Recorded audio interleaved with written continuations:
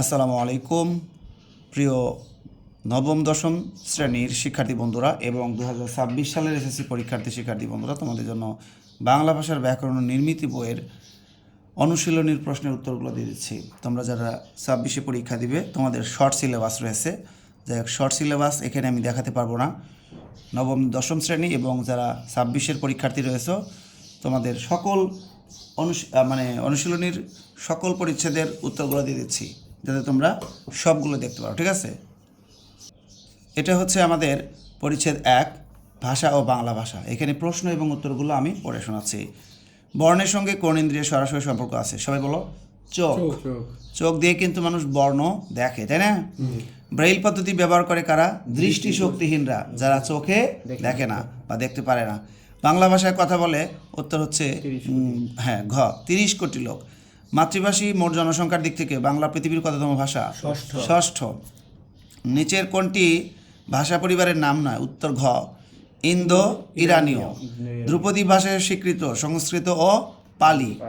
নিচের কোনটি থেকে বাংলা ভাষার জন্ম? পূর্ব ভারতীয় প্রাকৃত। উত্তর হচ্ছে গ। বাংলা ভাষার প্রাচীন নমুনা পাওয়া যায়, উত্তর খ চর্যাপদে। কোথায় পাওয়া যায়? চর্যাপদে। বাংলা ভাষার নিজস্ব লিপি রয়েছে, কিন্তু তার নাম বাংলা লিপি। এই যে এখানে লেখা আছে বাংলা লিপি, এই যে বাংলা লিপি। এবার দেখো, ভারতের কোন প্রদেশের অন্যতম দাপ্তরিক ভাষা বাংলা? ত্রিপুরা। তোমাদের এখানে গুরুত্বপূর্ণ কিছু তথ্য দেয়, সেটা হচ্ছে বাংলা ভাষায় মোট বর্ণ রয়েছে 50টা। এর মধ্যে স্বরবর্ণ কয়টি বলো তো? স্বরবর্ণ 11টি এবং ব্যঞ্জন বর্ণ 39টি। যাই হোক, এরপরে আমরা চলে যাচ্ছি আরেকটা জিনিস মনে রাখবা। প্রায় 2500 বছর আগে উপমহাদেশে ব্রাহ্মী লিপির জন্ম হয়। তার ব্রাহ্মী লিপির জন্ম হয় কখন? প্রায় 2500 বছর আগে। এখন আমরা পরিচ্ছেদ 2 এর উত্তর দেব। এখন আমরা পরিচ্ছেদ 2 এর উত্তরটা নিচ্ছি। পরিচ্ছেদ 2 বাংলা ব্যাকরণ শিরোনাম। ভাষার প্রকৃতি নিয়ে আলোচনা করে, উত্তর খ। সবাই বলতে হবে ব্যাকরণ। ভাষার প্রকৃতি নিয়ে আলোচনা করে কে? ব্যাকরণ। বাংলা ব্যাকরণ প্রথম প্রকাশিত হয় কত খ্রিস্টাব্দে? 1743। ইংরেজি ভাষায় লেখা প্রথম বাংলা ব্যাকরণের রচয়িতাকে? Nathaniel Brassey Halhed. গৌড়ীয় ব্যাকরণের রচয়িতাকে? রামমোহন রায়। সবাই বলতে হবে রামমোহন রায়। এরপরে দেখো, ভাষার উপাদান ধ্বনি। ভাষার উপাদান কিন্তু 4টা। ধ্বনি আমি তোমাদেরকে দেখাই দেই। ভাষার উপাদান কয়টা বলো তো সবাই? 4টা। ভাষার উপাদান হলো 4টি, যেন লেখা আছে দেখো। ধ্বনিতত্ত্ব, রূপতত্ত্ব, বাক্যতত্ত্ব ও অর্থতত্ত্ব। তো এখন আমরা অনুশীলনের প্রশ্ন উত্তরগুলো নিয়ে নেই। তাহলে ভাষার প্রকৃতি নিয়ে আলোচনা করে ব্যাকরণ। বাংলা ব্যাকরণ প্রথম প্রকাশিত হয় 1743। ইংরেজি ভাষায় লেখা প্রথম বাংলা ব্যাকরণের রচয়িতা নাথানিয়েল ব্রাসি হ্যালহেড। গৌড়ীয় ব্যাকরণের রচয়িতা রামমোহন রায়। ভাষার ক্ষুদ্রতম উপাদান ধ্বনি। বাকযন্ত্র ব্যাকরণের কোন অংশের আলোচ্য বিষয়? ধ্বনিতত্ত্ব। কারণ বাকযন্ত্রের মাধ্যমে কিন্তু ধ্বনি বের হয়, তাই না? যেমন হারমোনিয়াম আছে না, বাঁশি আছে, এরকম। শব্দের অর্থ ও অর্থবৈচিত্র্য নিয়ে আলোচনা করে অর্থতত্ত্ব। খেয়াল করছো? অর্থ আছে কিন্তু অর্থতত্ত্ব, অর্থ থাকলেই অর্থতত্ত্ব।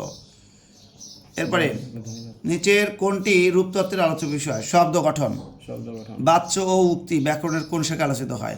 তোমরা যখন ওই যে অ্যাক্টিভ প্যাসিভ পড়ো না, অ্যান্সার করো, ন্যারেশন করো, এগুলো কিন্তু বাক্যের মাধ্যমে করে না, তাই এটা হচ্ছে বাক্যতত্ত্ব। শব্দ গঠন নিয়ে আলোচনা করে রূপতত্ত্ব। আমরা তাহলে শিখে গেলাম 2 অধ্যায়ের পরিচ্ছেদ 2 এর উত্তর। পরিচ্ছেদ 3-এ মাত্র 5টি বহু নির্বাচনী রয়েছে। কয়টি? 5টি। দেখো পরিচ্ছেদের নাম। বাংলা ভাষার রীতি ও বিভাজন। 1, বর্তমানে লেখ্য ভাষার আদর্শ রীতিকে বলে? উত্তর ঘ প্রমিত রীতি। কি রীতি? প্রমিত রীতি, যে ভাষায় সবাই বোঝে। প্রমিত রীতিতে কথা বললে সবাই বোঝে, কোনো আঞ্চলিকতা নাই এখানে। বাংলা ভাষায় গদ্য রীতির সূচনা হয় 19 শতকের শুরুতে। কখন? 19 শতকের শুরুতে। নিচের কোনটি সাধুরীতির ক্রিয়াপদ? করিল। যে ভাষা দেখবা যে ক্রিয়াপদ পূর্ণরূপে ব্যবহৃত হয়, করিল, সম্পূর্ণ রূপে থাকবে করিতেছে। আর করিলোর সংক্ষিপ্ত বাচরিত হলো করলো। এখানে কিন্তু ক্রিয়াপদ দীর্ঘ নয়, তাই না? এরপর দেখো, সাধুরীতির বৈশিষ্ট্য যে ক্রিয়ারূপ দীর্ঘ, যে কাজমূলক শব্দটা বলবে সেটা সম্পূর্ণ রূপে বলবে। যেমন করিতেছি, করছি বলে, তাই না?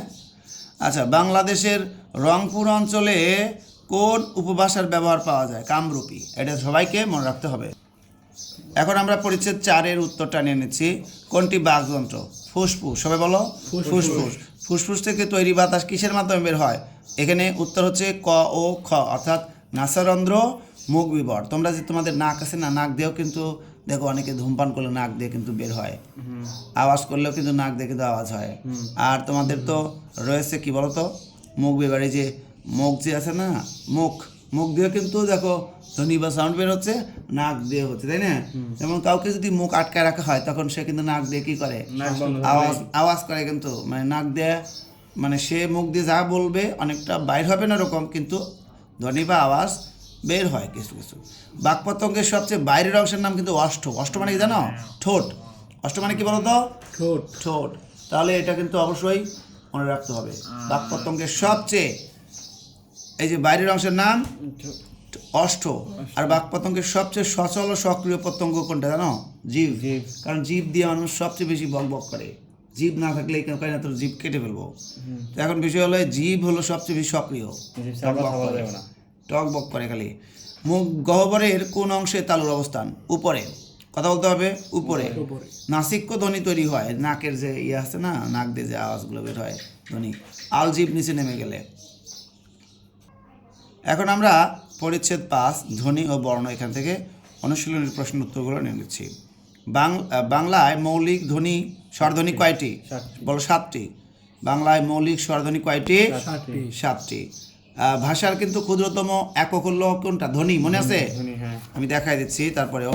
এই যে ভাষার মৌলিক ধ্বনি হলো, ধ্বনি কি ভাষার ক্ষুদ্রতম একক। বাংলায় কিন্তু 37টা মৌলিক ধ্বনি রয়েছে, তাই না? আর ধ্বনিগুলোকে ভাগ করা হয়েছে 2 ভাগে। কি ধ্বনি? স্বরধ্বনি, ব্যঞ্জন ধ্বনি। মৌলিক স্বরধ্বনি 30টা, তাই না?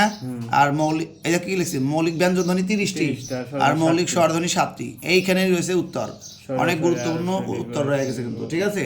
আবার বলো, ধ্বনি ভাষার ক্ষুদ্রতম একক। বাংলা ভাষায় মোট মৌলিক ধ্বনি রয়েছে কয়টি? 37টি। এর মধ্যে মৌলিক স্বরধ্বনি কয়টা? 7টি। আর ব্যঞ্জন হলো 30টি। আর ধ্বনিগুলোকে 2 ভাগে ভাগ করা হয়েছে, এটা আমরা শিখে গেলাম। এখন বলো, স্বরবর্ণের মোট কয়টা সংক্ষিপ্ত রূপ রয়েছে, মানে কাঠ চিহ্ন রয়েছে কয়টা? বলো 10টা কাঠ চিহ্ন রয়েছে। স্বরে অ, এটাকে কিন্তু কাঠ চিহ্ন হিসেবে ধরা হয় না এখানে। এখানে আরো অনেক তথ্য রয়েছে। ফলা কয়টি বলো তো? বলো ফলা 6টি। ফলা কয়টি?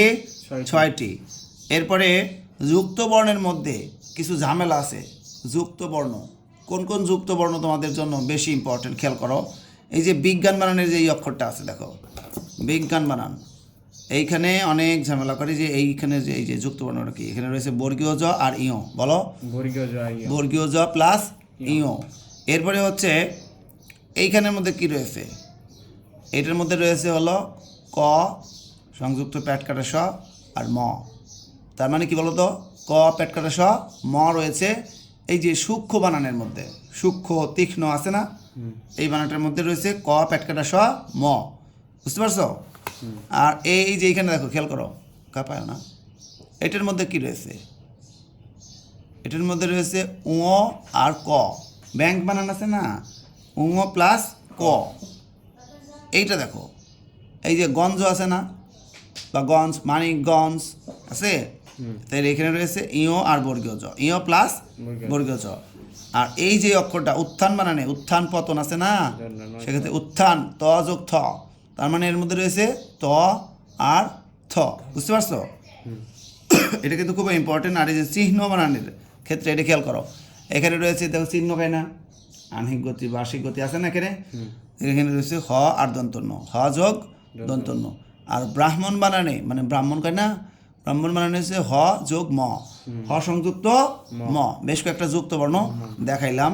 পাশাপাশি বাদ রয়ে গেল হচ্ছে এই যেটা পরীক্ষা বানানের যে আছে না, এই যে এই বর্ণটা, এখানে রয়েছে ক যোগ প্যাট কাটা স, ক যোগ প্যাট কাটা মূর্ধন্য স।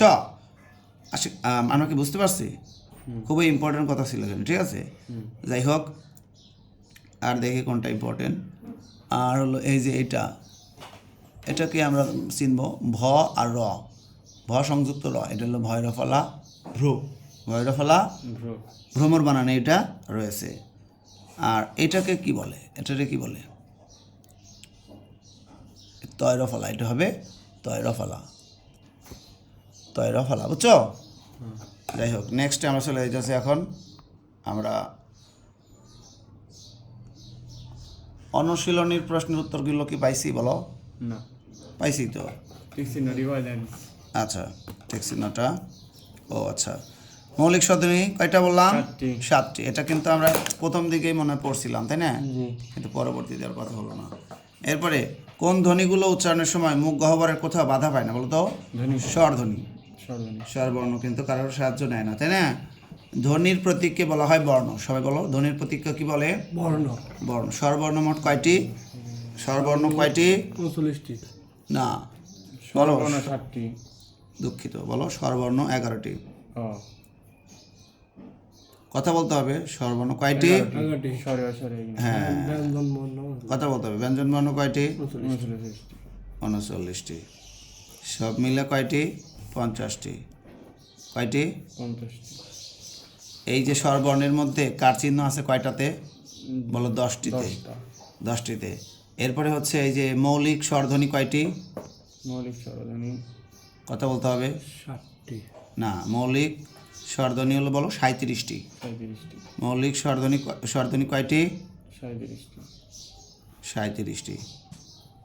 এর মধ্যে হচ্ছে মৌলিক স্বরবর্ণ কয়টা বলো?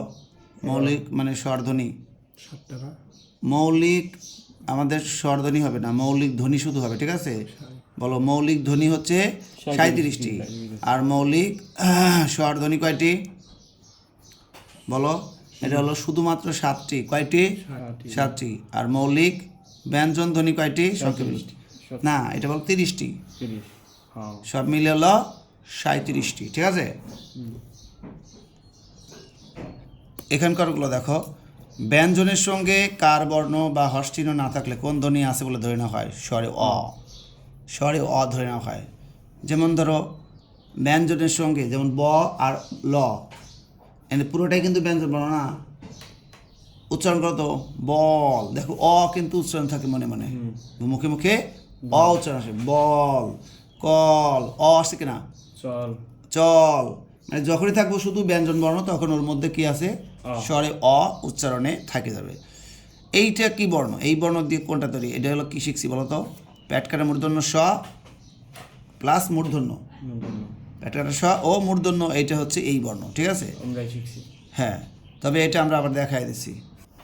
আমরা তো এখানে একটা গ্রেট মিস্টেক করে গেছি। এই যে এটা, বুঝছো? এখানে প্যাটকাটা স ও মূর্ধন্য, ঠিক আছে? আর বাকিগুলো আমরা মনে হয় পারবো। এই যে এটা কিন্তু হৃদয় বানানে এটা আছে, তাই না? হ সংযুক্ত রি, এটা হচ্ছে হৃদয় বানানে আছে। এখন দেখো এদিকে, স্বরবর্ণের সংক্ষিপ্ত রূপকে কি বলে বলো তো? কার বর্ণ। সবাইকে বলতে হবে, স্বরবর্ণের সংক্ষিপ্ত রূপকে কি বলে? কার বর্ণ। এরপরে হচ্ছে ব্যঞ্জন বর্ণের বিকল্প রূপের নাম অনুবর্ণ। কি বর্ণ? অনুবর্ণ। নিচের কোন জোড়টি যুক্ত বর্ণের রূপভেদকে প্রকাশ করে? স্বচ্ছ, অস্বচ্ছ। বাংলা কার বর্ণের সংখ্যা 10টি। বাংলা সংখ্যা বর্ণ কয়টি? 10টি।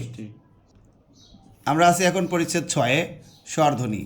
উচ্চারণের সময় জিভের কোন অবস্থানের কারণে স্বরধ্বনি ভাগ করা হয়? সবগুলোই সঠিক, অর্থাৎ উচ্চতা, সম্মুখ, পশ্চাৎ, 3টা জিনিস, ঠিক আছে? হস্যু উচ্চারণের সময় জিভের অবস্থান উচ্চ পশ্চাৎ, উচ্চ পশ্চাৎ। স্বরে আ উচ্চারণের সময় ঠোঁটের উন্মুক্তি কেমন হবে? বিবৃত। জিভের সম্মুখ বা পশ্চাৎ অবস্থান অনুযায়ী স্বরধ্বনি কয় প্রকার? 3। বাংলা স্বরবর্ণের উপরে চন্দ্রবিন্দু ব্যবহার করা হয় কি বোঝাতে? অনুনাসিকতা। যে সকল স্বরধ্বনি পুরোপুরি উচ্চারিত হয় না তাদের বলে অর্ধ স্বরধ্বনি। কি? অর্ধ স্বরধ্বনি। হ্যাঁ, পূর্ণ স্বরধ্বনি ও অর্ধ স্বরধ্বনি একত্রে মিলে হয় দ্বিস্বরধ্বনি, মানে 2টা। লাউ শব্দের মধ্যে কোন ধ্বনি আছে? আকার। এই যে ভেতরে রয়েছে আকার, তার মানে স্বরিয়া। স্বরিয়া প্লাস হস্যু, তাই না? লাউ। এই মাঝখানে দেখো ল, স্বরিয়া, হস্যু। স্বরবর্ণগুলো কিন্তু ভিতরে ভিতরে কি কার বর্ণ হয়ে যায়, তাই না? কার চিহ্ন হিসেবে থেকে যায় না? তো এখন আমরা পরিচ্ছেদ 7-এ রয়েছি, সবগুলো তোমাদেরকে দেখায় দেই। দ্রুত পড়তে গেলেও কিন্তু অনেক সময় লাগতেছে। আচ্ছা, বাকপতঙ্গের ঠিক যে জায়গায় বাতাস বাধা পেয়ে ব্যঞ্জনধ্বনি সৃষ্টি হয় সেই জায়গাটি হলো ব্যঞ্জনের উচ্চারণ স্থান। দন্ত ব্যঞ্জনধ্বনির মুখ্য বাক্যাঙ্গ কোনটি? উত্তর জিভের ডগা। কোন ব্যঞ্জনধ্বনি উচ্চারণের সময় জিভের ডগা উপরের পাটির দাঁতের গোড়ার সঙ্গে লেগে বায়ুপথে বাধা সৃষ্টি করে? দন্তমূলীয় ব্যঞ্জন। দন্তমূলীয় ব্যঞ্জন। পরের প্রশ্ন দেখো, তালব্য ব্যঞ্জনধ্বনির উদাহরণ আছে কোনটিতে? শশা। শসা। পার্শ্বিক ব্যঞ্জনধ্বনির উদাহরণ কোনটি? ল। ল। কোনটি তাড়িত ব্যঞ্জনের উদাহরণ? শূন্য র। এটা কিন্তু ইম্পর্টেন্ট। কোনগুলো ঘোষ ব্যঞ্জন? ব, ভ। ফুসফুস থেকে নির্গত বায়ু প্রবাহ কমতে থাকলে বা কম থাকলে সেগুলোকে অল্প প্রাণ বলে। যদি কম থাকে অল্প প্রাণ, বেশি থাকলে বলো মহাপ্রাণ। মহাপ্রাণ। কম্পিত ব্যঞ্জনের উপস্থিতি আছে চানাচুর, এরকম বলে না? দেখো জিভা কিন্তু তোমার শেষের দিকে কাঁপায়। উচ্চারণ স্থান অনুযায়ী তালবস্য কেমন ধ্বনি? তালব্য। তো শিক্ষার্থী বন্ধুরা, তোমাদেরকে আমি অনুশীলনীর প্রশ্নের উত্তরগুলো দেখাই দিতেছি। এগুলো তোমরা নিজেদের যে পাঠ্য বই রয়েছে, হ্যাঁ, স্কুল থেকে যে সরকারি বই দিচ্ছে ওই বইটাতে তোমরা দাগায় নিবা, ঠিক আছে? তো আমরা জাস্ট তোমাদেরকে দেখাই দেব। যাদের কাছে বইটার মধ্যে দাগানো নাই তারা এখান থেকে দাগে নিতে পারবা। তো যাই হোক, এটা পরিচ্ছেদ 9, শব্দ ও পদের গঠন। বারবার আমি পড়তে পারবো না, হয়তো তোমাদেরকে জাস্ট দেখাই দিই। 5 সেকেন্ড বা 10 সেকেন্ড মতো আমরা টাইম দেবো, এর পরবর্তীতে পেজ সরাই দেবো।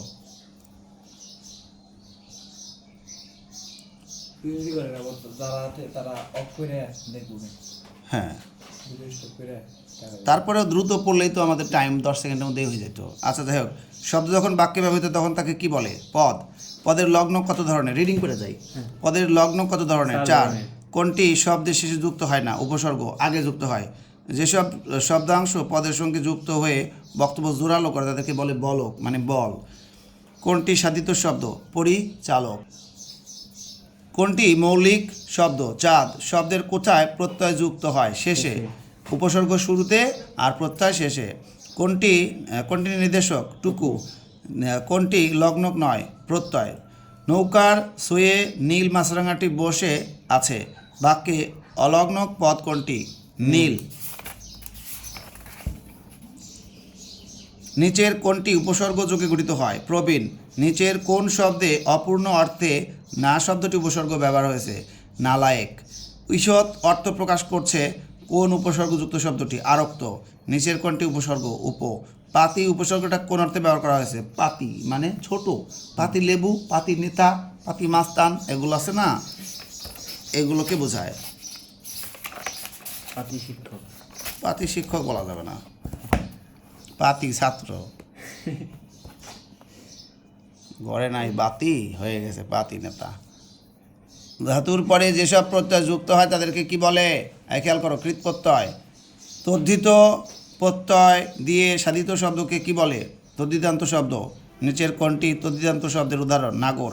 নিচের কোনটির নিজস্ব অর্থ আছে? শব্দ। নিচের কোনটি কৃদন্ত শব্দের উদাহরণ? ভাজি। নিচের কোন শব্দটি উয়া প্রত্যয় যোগে গঠিত? পড়ুয়া। অবজ্ঞা অর্থে ব্যবহার হয়েছে চোরা। চোরামানিক বলা লাগবে না, খেয়াল করো। পরের ধাপে আপনার আছে, হ্যাঁ, সমাসের মাধ্যমে গঠিত হয় নতুন শব্দ। সমাসবদ্ধ পদকে বলে সমস্ত পদ। ব্যাস বাক্য কাকে ব্যাখ্যা করে? সমস্ত পদকে।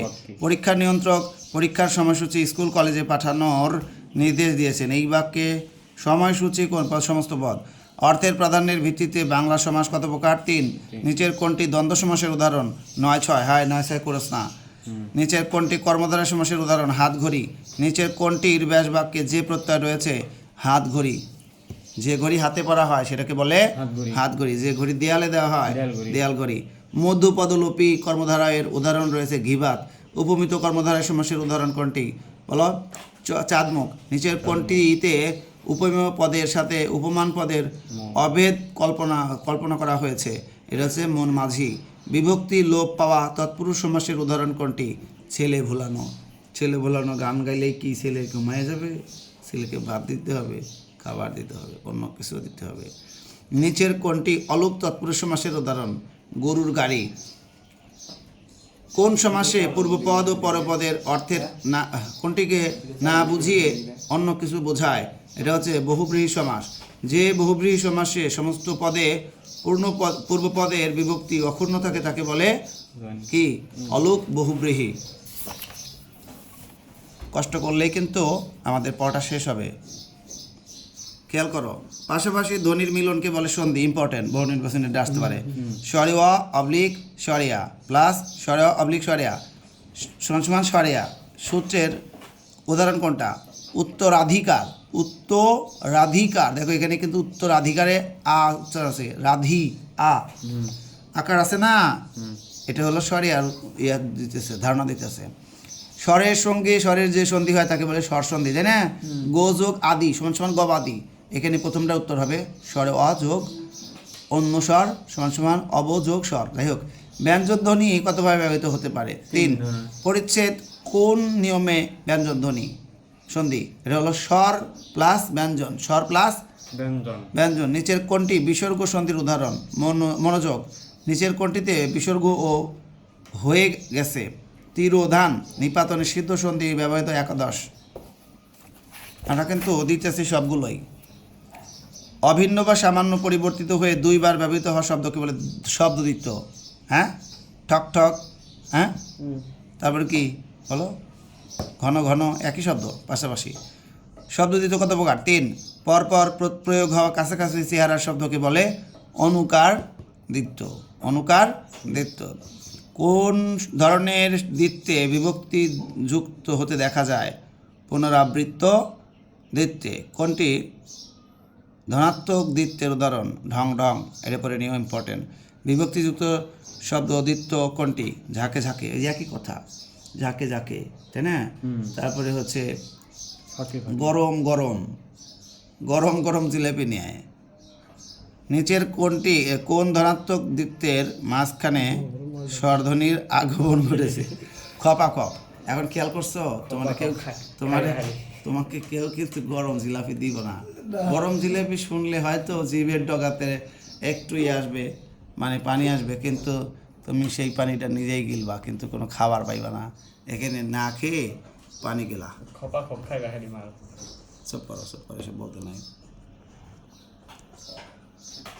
গরিবেরা কি খাইব? নিজের মুখে আসা লাল লাল পানি খাইব।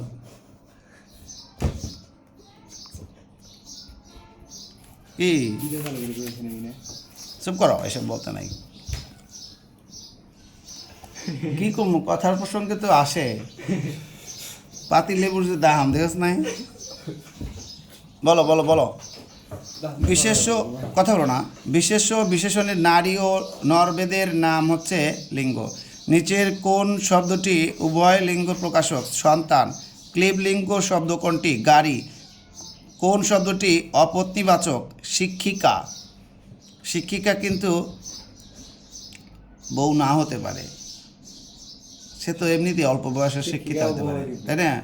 না, যেমন মনে করে যে স্ত্রী, কী বল, স্বামী স্ত্রী, এখানে স্ত্রী শব্দটা কিন্তু কি মহিলাবাচক, কিন্তু তারপর শিক্ষিকা কি বউয়ের মতো কাউকে ইয়ে করতে পারবি যে শিক্ষিকা হয়েছে বউ হয়ে গেছে, এরকম না। সে তো আনম্যারিডও থাকতে কাঁপায় না আসলে। নিচের কোনটি অপত্নীবাচক শব্দ? শিক্ষিকা। নিচের কোনটি নিত্য নরবাচক শব্দ? কৃতদার। নিচের কোনটি নিত্য নারীবাচক শব্দ? সতীন। এটা কিন্তু ইম্পর্টেন্ট। যাই হোক, এই যে নিচের কোন নারীবাচক শব্দের সঙ্গে নরবাচক শব্দের গঠনগত মিল আছে? বেগম। যাই হোক, নরের কি মিল আছে? হ্যাঁ, নরের কি মিল আছে? নর নারী।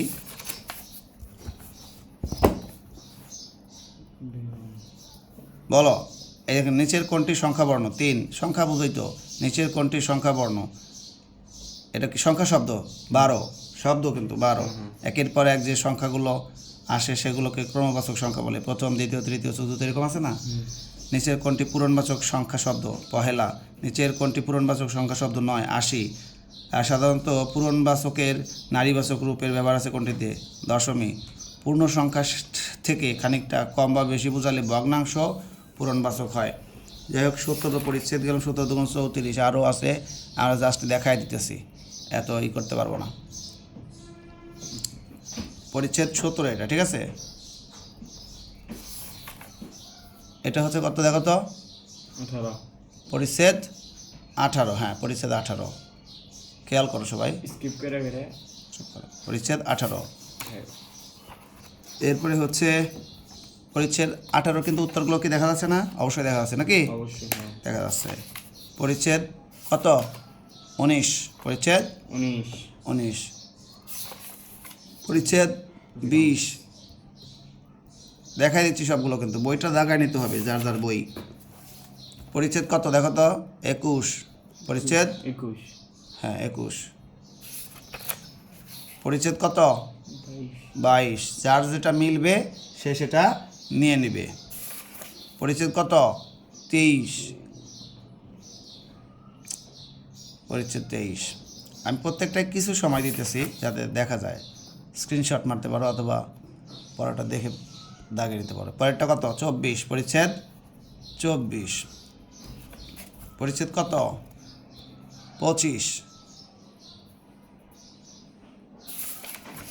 পরিচ্ছেদ কত? 26 হ্যাঁ 26, পরিচ্ছেদ কত? 27 হ্যাঁ 27, পরিচ্ছেদ 28,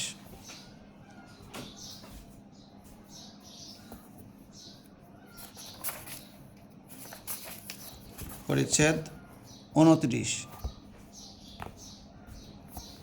পরেরটা পরিচ্ছেদ 30। অনেকের কাছে বই আছে কিন্তু বই দাগানো নাই, ধরা পড়বা। দাগানো থাকলে পরীক্ষার আগে রাত্রে রিভিশন দিতে পারবা, নাহলে তোমাকে আবার রিডিং করতে হবে আর দাগায় বার করতে হবে। না স্যার সেই বইটা কেটে নিয়ে আসি আমার কাছে 2টা বই দাগানো আছে, দেখো পরেরটা বলো। পরেরটা কি? পরিচ্ছেদ 31, পরিচ্ছেদ 32,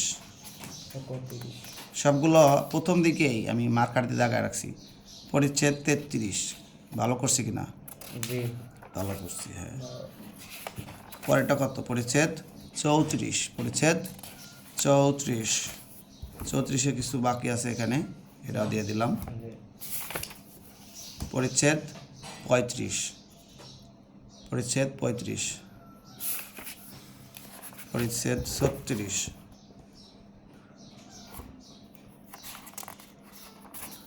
পরিচ্ছেদ 37, আর মাত্র অল্প একটু সময়। পরিচ্ছেদ 38,